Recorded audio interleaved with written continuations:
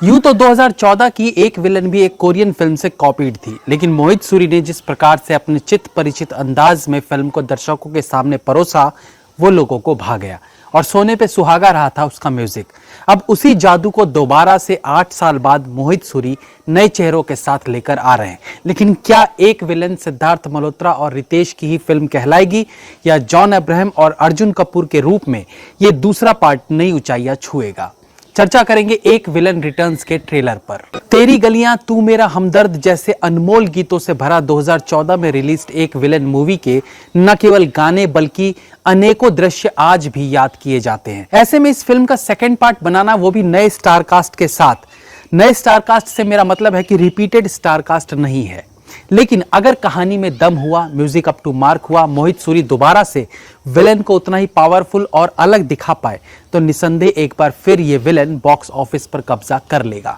Film का trailer release हो चुका है और सबसे पहले यही कहना चाहूंगा कि ट्रेलर में काफी कुछ दिखाने के बाद भी कहानी रिवील नहीं की गई है, बल्कि एक विलन को दिखाते हुए जो एक कहानी लोगों के मन में थी, ये ट्रेलर उस कहानी को भी कंफ्यूज करती दिखती है, क्योंकि ट्रेलर में ये अंदाजा लगा पाना मुश्किल हो रहा है कि आखिर इस फिल्म का विलन है कौन। तभी महसूस होता है कि रितेश देशमुख की तरह साइको किलर की कमान इस बार जॉन अब्राहम के कंधों पर होगी, तो कभी लगता है इस बार अर्जुन कपूर किलर के रूप में देखने को मिलेंगे। लेकिन ये पहेली आखिर तक भी पहेली ही रह जाती है। इतना ही नहीं, ट्रेलर के अंत तक आते आते ये पहेली तब और उलझ जाती है जब तारा सुतारिया ही नहीं बल्कि एक समय पर दिशा पाटनी भी विलन रूपी मुद्रा में देखने को मिलती है। तो कुल मिलाकर ये विलन की उपाधि इस बार न केवल लड़कों पर हो सकती है, बल्कि लोगों को मारने की जिम्मेदारी शायद लड़कियों के कंधों पर भी हो तो आश्चर्य नहीं होगा। डायरेक्टर मोहित सूरी के फिल्मों की खासियत रही है उनकी फिल्मों के विलन।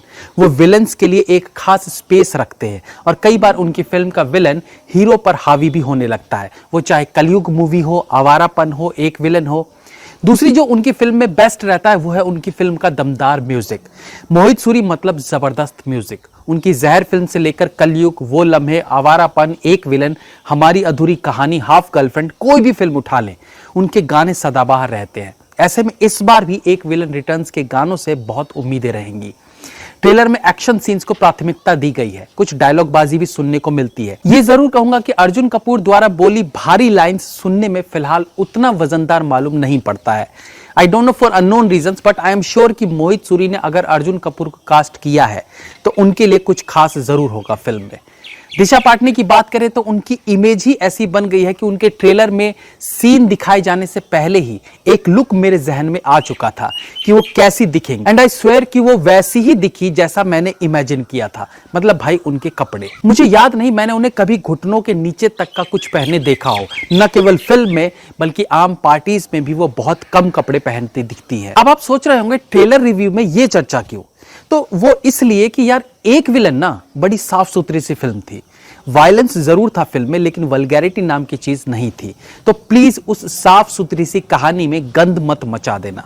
और दिशा पाटनी को फिल्म में लेने का मतलब वो पूरे कपड़े पहनेंगी नहीं और चुम्मा चाटी के लिए जगह बना ही लेंगी।